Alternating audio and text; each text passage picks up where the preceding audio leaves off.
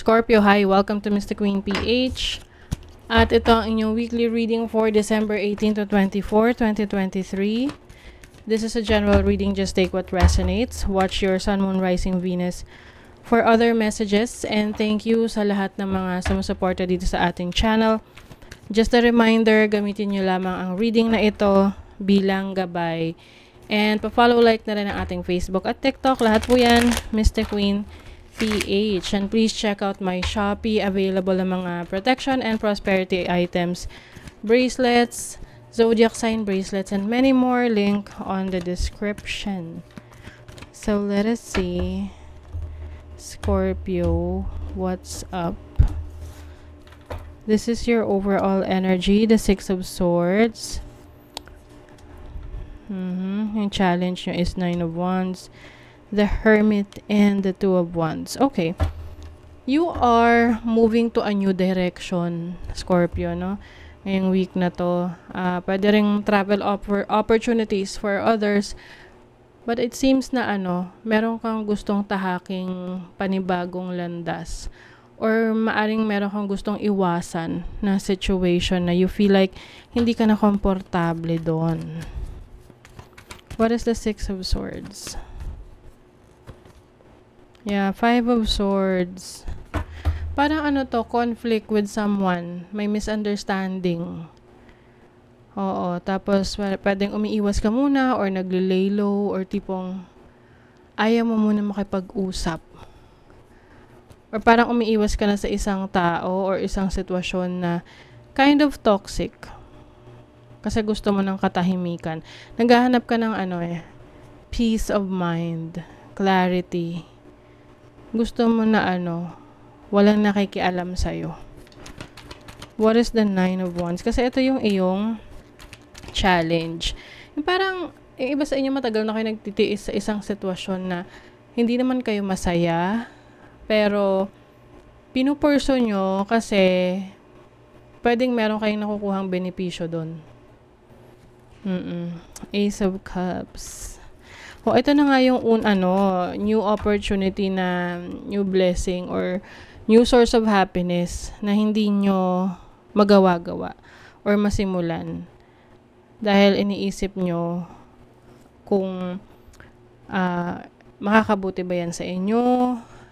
Kasi may mga times na pwedeng hindi na tayo masaya sa situation natin, pero we are still getting something from it.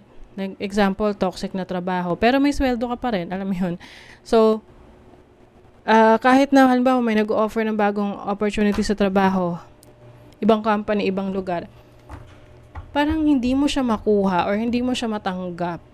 Kasi iniisip mo kung ito ba worth it, no? Worth na i-risk yung existing mong trabaho na kahit toxic, may sweldo na sure, diba? So, pwedeng yan yung challenge nyo ngayon.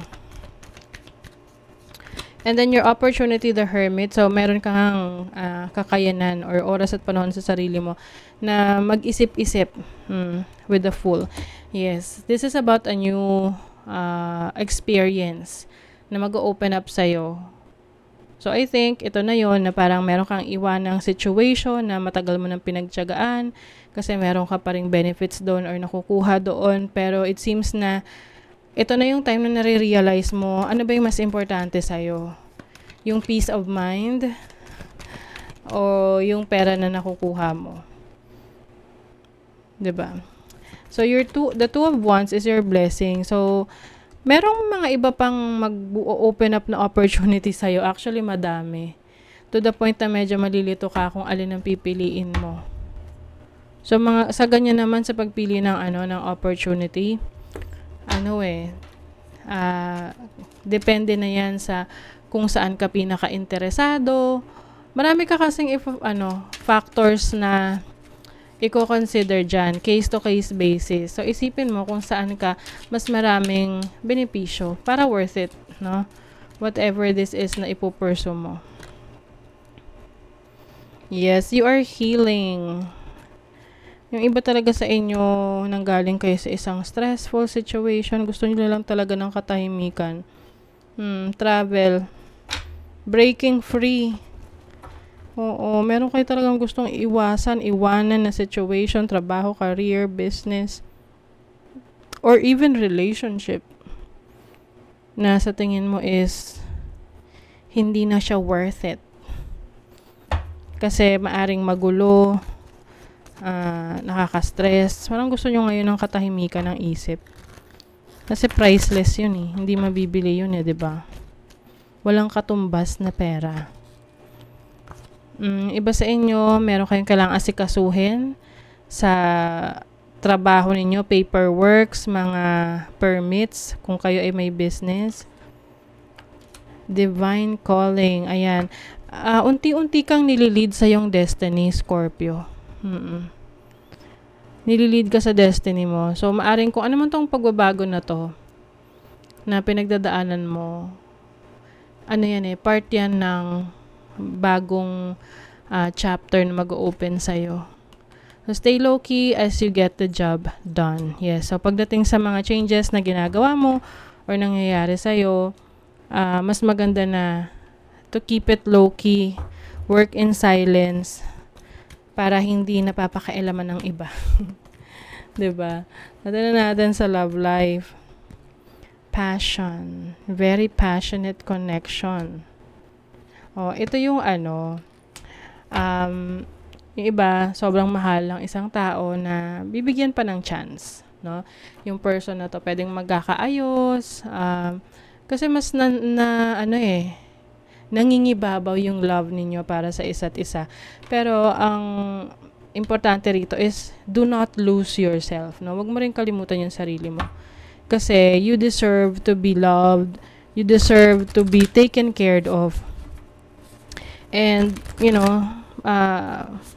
set boundaries with this person, lalo na kung nagkaroon to ng history ng cheating or meron siyang nagawa sa'yo na medyo, alam mo na,